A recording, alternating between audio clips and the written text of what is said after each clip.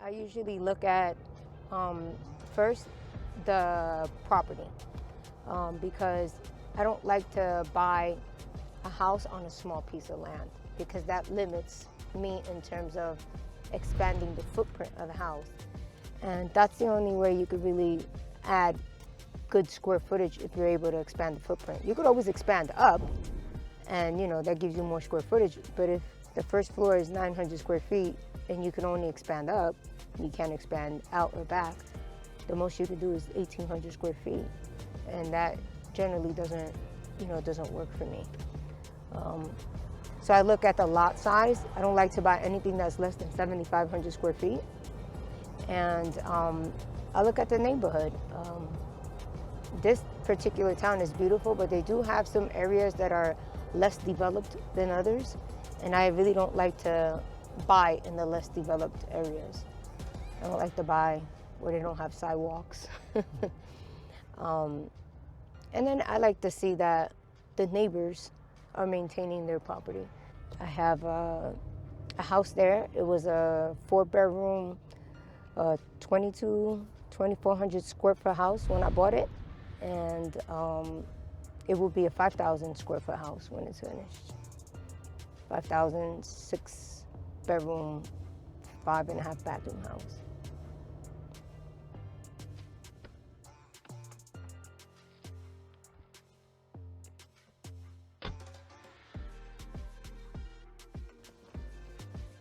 Watch your step over here.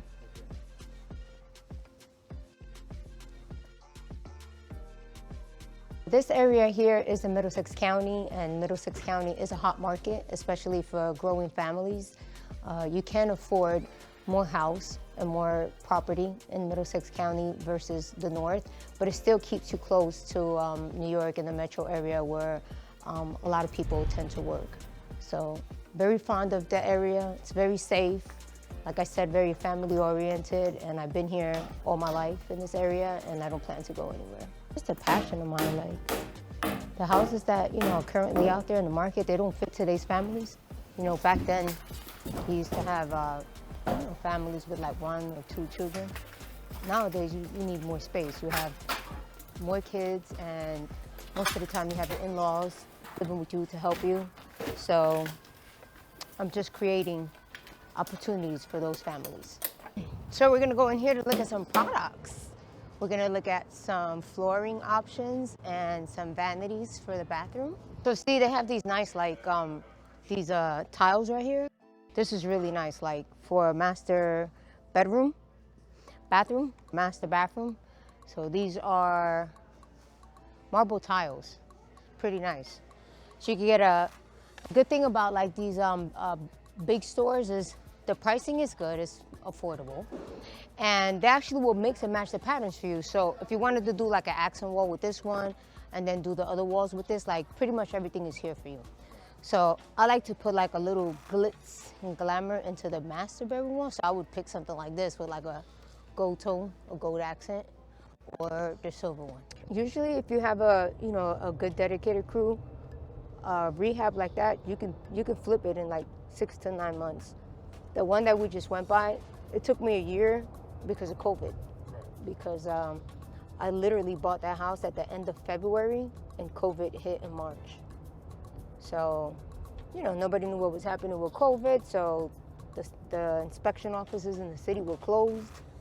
They didn't want to come out and do inspections. It was just difficult to just get stuff done. It was difficult to get materials.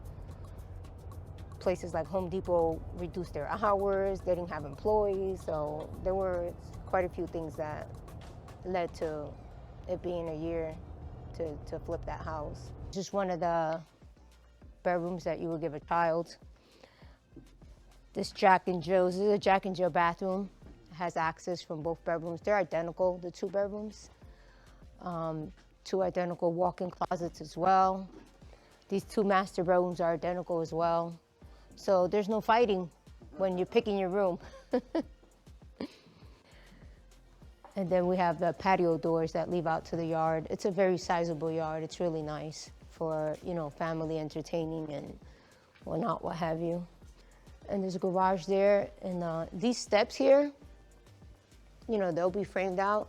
So this is unused space here. So I'm gonna have my builder build a closet here just to maximize the space, because right now it's, you know, it's just dead space. I mean, I could just put railings and just leave it open, close up the bottom, but you want to maximize the space for the home buyers. And everybody needs closets, everybody. I just design it on paper, and I give it to my architect, and he turns it into a working plan. I was doing project management before, but it was different project management. I actually have a degree in programming. So we would come in and, you know, move all their computer equipment and stuff like that. So we literally would make like $100 for every computer we touched. So you're moving the whole team. So you're moving about 50, 60 people. So we used to make a lot of money on a weekly basis. So I put all my checks together in 1 month, and I said, I'm gonna go buy me a house. It's hard, but you know, I'm a mother first before anything. So being an entrepreneur and working for myself allows me to have a flexible schedule and always be there for my kids. So my priority is always to make sure that they know that, you know, their mom is involved, and I told you she's a busybody.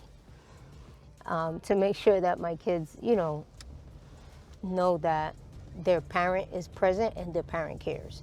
And pretty much everything that I do, I make sure that it's gonna benefit my children in the long run. I know the price point for these houses, you know, it's a little bit higher than, you know, what the average American family can purchase. But I will tell you that I look at everything when I'm looking at a home buyer.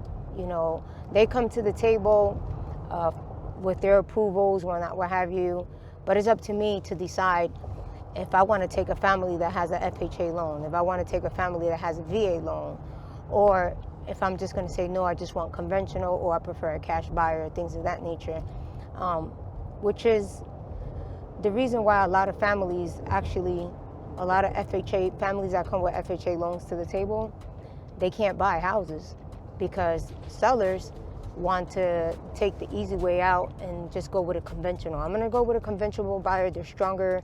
They come with more down payment. There's not going to be any hiccups, blah, blah, blah. So all the FHA buyers, people that probably just started working on their credit or don't have that much of a down payment, they actually get the short end of the stick, and there's not a lot of inventory for them. So the last house that I showed you, I specifically selected an FHA buyer just to give them that opportunity. And I didn't go through any hiccups or anything like that. You know, at the end of the day, I still get the same amount of money, you know, but nobody's leveling the playing field for the FHA buyers. When I bought my first house, I was an FHA buyer. Somebody's got to be champion for, you know, us people back in the days where, we just can't come up with the 20% down payment and we can only do 3 or 5. It's okay. 3 or 5, it's okay. If you could afford the mortgage and the bank says yes, you should have the opportunity to, to buy the same house somebody else can buy. So that's how I'm helping the home buyers.